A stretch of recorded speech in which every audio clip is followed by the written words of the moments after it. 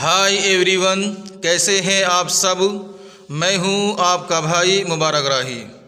साथियों, राही informative YouTube channel पर आप सभी साथियों का पुरजोर इस्तकबाल है, खैर मकदम है, वेलकम है, स्वागत है। साथियों, आज मैं आपको एजुकेशन के और स्कॉलरशिप के मुतालिक अपडेट का विश्लेषण करने आया हूं।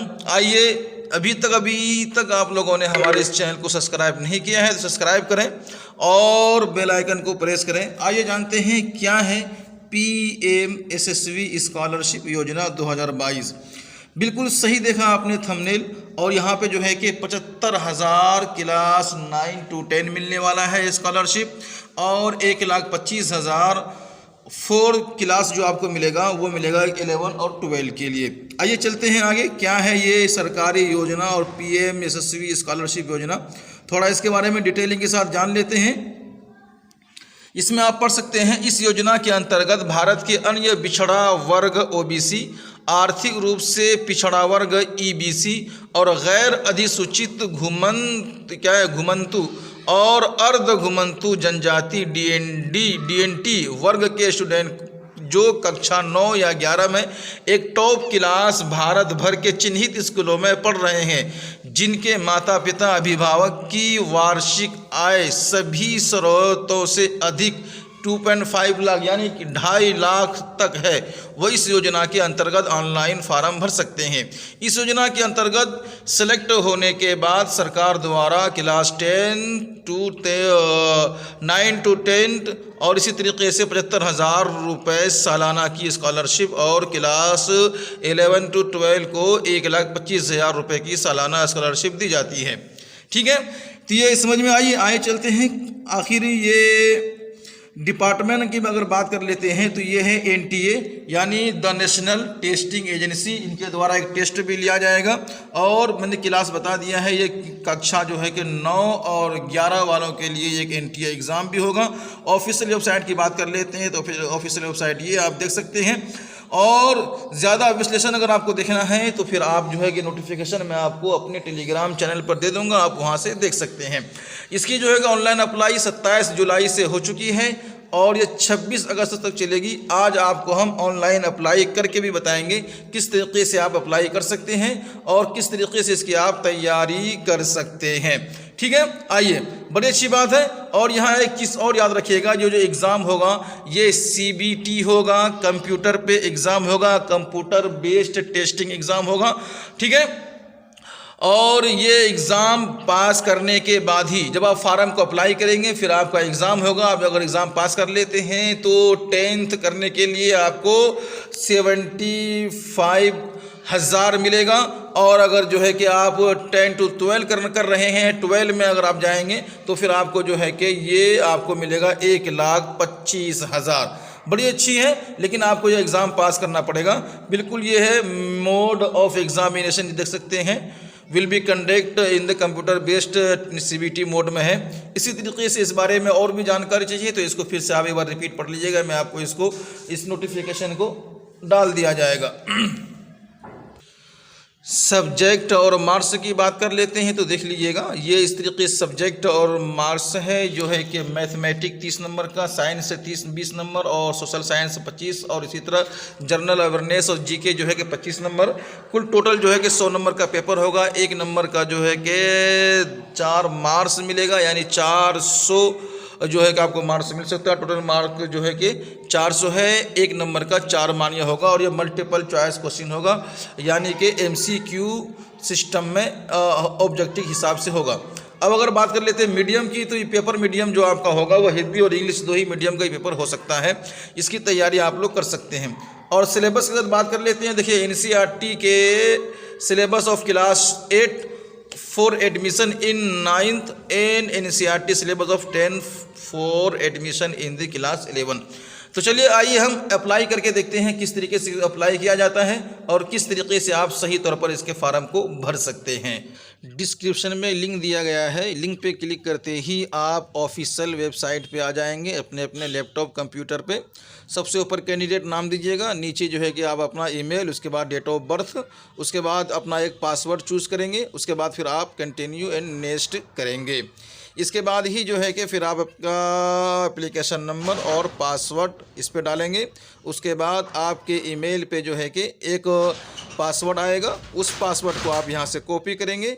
उसके बाद फिर नेक्स्ट जो है कि पेज खुलते ही आप यहाँ पर अपना एप्लीकेशन नंबर डालेंगे और यहाँ पर फिर आप अपना पासवर्ड डालेंगे। उसके बाद फिर यहाँ से आप सबमिट करेंगे। अब यहाँ सबमिट करते ही आपके सामने एक अलग तरीके से इंटरफेस आएगा। यहाँ पे आप क्लिक करेंगे और क्लिक करने के बाद आपके सामने ये पेज खुलकर सामने आएगा। इसके बाद आप यहाँ देखेंगे ये डेमो के लिए आपके लिए बनाया गया है। यहाँ सबसे पहले आपको जो है कि एक बेसिक डिटेल फिल करनी है, उसके बाद एड्रेस फिल करना है और उसी के साथ साथ ही जो है कि एग्ज़ाम डिटेल्स है, फिर उसी की एजुकेशन डिटेल्स है, फिर अदर डिटेल्स से मांगा जाएगा, अपलोड डॉक्यूमेंट, फिर अपलोड फ़ोटो और साइन यहाँ पे आपको करना होगा। बेसिक डिटेल आप भर के देखिएगा। यहाँ अपना पूरा नाम दीजिएगा, यहाँ जो है कि अपना नेशनलिटी बताइएगा, फिर यहाँ आपका डेट ऑफ बर्थ क्या है वो यहाँ आपको लिखना है। यहाँ जेंडर में मेल फीमेल करना है या फिर ट्रांसजेंडर करना है। इसके आगे चलेंगे कैटेगरी के अंदर में, तो आप देखिएगा यहाँ पे सिर्फ SC ST मतलब OBC के लिए होगा और NTD जो है कि उसके लिए यहाँ पे ऑप्शन दिया हुआ है, आप यहाँ पे देख सकते हैं NIT का। ठीक है। और उसके बाद फिर आगे जो है कि आप अपना एक मोबाइल नंबर डालेंगे, आपका ईमेल ऑटोमेटिक यहाँ पे ले लिया जाएगा। उसके बाद फिर यहाँ आप जिस स्टेट पे हैं, पूरे बिहार नहीं पूरे ऑल ओवर इंडिया वाले इसमें भर सकते हैं। अपना राज्य चुनेंगे, फिर अपना जो है कि उसके बाद फादर मदर नेम चुनेंगे, फिर उसके बाद आप टाइप करेंगे आप डॉक्यूमेंट में क्या लगाएंगे, आधार आप चूज़ कीजिएगा। उसके बाद फिर जो है कि अपना आधार नंबर वहाँ डालिएगा। उसके बाद यस और नो, उसके बाद फिर जो है कि आपको यहाँ पे क्लिक करना है। क्लिक करते ही आपके सामने एक अलग तरीके से दूसरा इंटरफेस खुलकर सामने आएगा। यहाँ भी आपको वही भरना है एड्रेस के अंदर में, जो आपको परमानेंट एड्रेस है आधार कार्ड में वही यहाँ आपको भरना है। बिहार की है तो बिहार लिखेंगे, सिटी आपका जो है वो आप डालेंगे, पिन कोड आपके पास जो है वो आप यहाँ पर डालेंगे।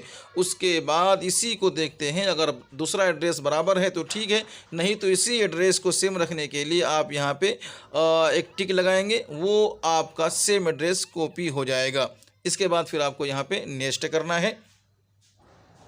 एक बार फिर से रिव्यू कीजिए। उसके बाद फिर आप देखिए, अब आइए आप यहाँ पे एग्ज़ाम डेट के बारे में। अब यहाँ आप देखिएगा, आपने अगर 8वीं आपको अगर 9वीं करना है तो आप फिर आप 8वीं पास का सिलेक्शन कीजिएगा। अगर आपको जो है कि 12वीं करना है, 12वीं कर रहे हैं और 12वीं की स्कॉलरशिप चाहिए तो फिर आप 11 चूज़ कीजिएगा। हमारे केस में यहाँ पे 8वीं है। उसके बाद फिर जो है कि आप यहाँ पर किस एग्ज़ाम के लिए, जाहिर सी बात है आपने तो फिर अगर 9वीं के लिए कर रहे हैं तो एग्ज़ाम ऑटोमेटिक यहाँ पे 9 का आ जाएगा पढ़ाई के लिए। उसके बाद फिर जो है कि आप यहाँ पे चूज़ कीजिएगा मीडियम, किस मीडियम से आपका रहेगा। इसी के तरीके से अपना सिटी जो है कि 5 सिटी यहाँ आपको चुनना है जहाँ जहाँ एग्ज़ाम सेंटर पड़ेगा। बिहार में सिर्फ 2 ही जगह पे है, लेकिन फिर भी बिहार के आसपास यूपी में देख लें, अदर झारखंड में देख लें कहाँ कहाँ पड़ता है। 5 सेंटर आपको चुनना होगा। पहले बिहार के 2 चुन लीजिएगा, उसके बाद फिर जो झारखंड का भी चुन सकते हैं आप लोग। ठीक है। उसके बाद फिर यहाँ पे आप नेक्स्ट करेंगे। इसी तरीके से जब आप आगे बढ़ेंगे तो फिर आपको यहाँ से एजुकेशन के बारे में पूछा जाएगा। आप एजुकेशन के लिए किस एजुकेशन के लिए आप भर रहे हैं, उस किसके लिए आप एलिजिबल हैं उसके लिए आप भरेंगे। ठीक है। फिर भी आप यहाँ का देखिएगा स्टेट, किस स्टेट से आप आते हैं आपको फिर यहाँ भरना है। फिर इसी तरीके से आपको यहाँ पे सिटी चूज़ करना है और इसी तरीके से फिर जो है आपको यहाँ पे स्कूल चूज़ करना है, आपने कहाँ से पढ़ाई किया है। यहाँ आप एक चीज़ याद रखिएगा, बहुत इंपॉर्टेंट चीज़ है। आप जिस भी डिस्ट्रिक्ट से पढ़ाई कर रहे हैं पहले स्टेट चूज़ कीजिए, फिर डिस्ट्रिक्ट चूज़ कीजिए। उसके बाद फिर आप देखिए आपकी डिस्ट्रिक्ट में वो कॉलेज है या नहीं है। बहुत सारे कॉलेज में सिर्फ एक ही स्कूल है, किसी में 2-4 स्कूल हैं। अगर इस लिस्ट में आपके स्कूल का नाम वहाँ पे नहीं आता है तो फिर आपका नहीं हो पाएगा। इसी तरीके से जब अपने सबसे पहले फार्म भरने से पहले ये काम ज़रूर कर लें, आपके डिस्ट्रिक्ट में कौन कौन से कॉलेज हैं जिसका नाम यहाँ पे हैं। ठीक है। हमारे केस में जो है कि हमारे डिस्ट्रिक्ट का सिर्फ एक ही नाम आता है। इसमें से अगर आप लोग पढ़े हुए हैं तो फिर इसके TC लगाकर आप जो है कि एग्ज़ाम दे सकते हैं, टेस्ट दे सकते हैं और टेस्ट पास करके आप जो है कि 75,000 या फिर 1,25,000 हासिल कर सकते हैं। कितने % आपका लाया आया था वो आप वहाँ पे लिखेंगे। उसके बाद फिर जो है कि अपना स्टेट फिर यहाँ आप सिलेक्ट करेंगे। उसके बाद फिर कंटिन्यू एंड नेक्स्ट करेंगे। यहाँ अदर डिटेल में फिर आपसे पूछा जाएगा आपके वालिद के बारे में पूछा जाएगा। आपके जो पेरेंट्स हैं वो कहाँ तक पढ़े लिखे हैं। अगर नहीं पढ़े लिखे हैं तो आप इलिटरेट कर सकते हैं, ठीक है। ये सबसे नीचे आपको मिलेगा। इसी तरीके से आपसे पूछा जाएगा कि आपके केस में आपके जो फादर है वो क्या काम करते हैं। किसान है तो एग्रीकल्चर लिखिएगा, ठीक है। इसके बाद फिर आगे बढ़ते हैं। अब आगे यहाँ देखेंगे कि आपके इनकम कितना है। सबसे पहले नोटिफिकेशन आप पढ़ लीजिएगा। ये पैसे उन्हीं को मिलेगा जो एग्ज़ाम पास करेगा। एग्ज़ाम पास करने के बाद भी जिनके फादर की कमाई 2,50,000 से कम होगा उसी को मिलेगा। इस केस में यहाँ पे सबसे नीचे आपको सिलेक्ट करना है, ठीक है, मोर देन 2.5 लाख। इसके बाद आप नीचे आएंगे। उसके बाद फिर जो है कि आपके भाई कितने हैं, 2 है 3, आपको छोड़कर आपके कितने भाई हैं वो सिलेक्शन करेंगे। इसी तरीके से फिर जो है कि आपको यहाँ भी सिलेक्ट करना है कितने भाई हैं कितनी बहन हैं।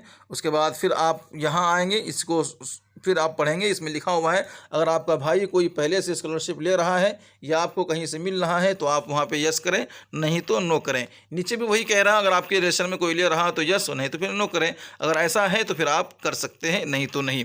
अब यहाँ आ गया डॉक्यूमेंट अपलोड करने के लिए। तो देखिएगा यहाँ जो डॉक्यूमेंट आपको अपलोड करना है तो वो डॉक्यूमेंट जहाँ जहाँ आप रखे हैं वहाँ आप कंप्यूटर में क्लिक करेंगे और उस पर राइट क्लिक करके छोड़ दीजिए, अपने आप ऑटोमेटिक ही अपलोड हो जाएगा, ठीक है। लेकिन उसके लिए जेपीजी फाइल होना चाहिए और सभी में जेपीजी फाइल होना चाहिए। अगर आपको रिसाइज़ नहीं किया हुआ है तो आप उसको रिसाइज़ करके रखें। कम से कम 150 MB से कम रहेगा तभी ये चीज़ अपलोड हो पाएगी।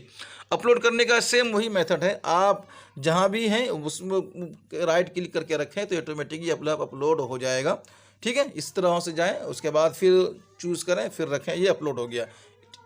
सेम प्रोसेस है। उसके बाद जब आप यहाँ पे आएंगे तो लास्ट मेथड ये है, आपको यहाँ पे इसी तरीके से फ़ोटो भी अपलोड करना है, इसी तरीके से आपको साइनिंग भी अपलोड करनी है। ये होगा फाइनल रिव्यू आपके सामने आ गया। इसका आपको प्रिंट निकाल के रख लेना है।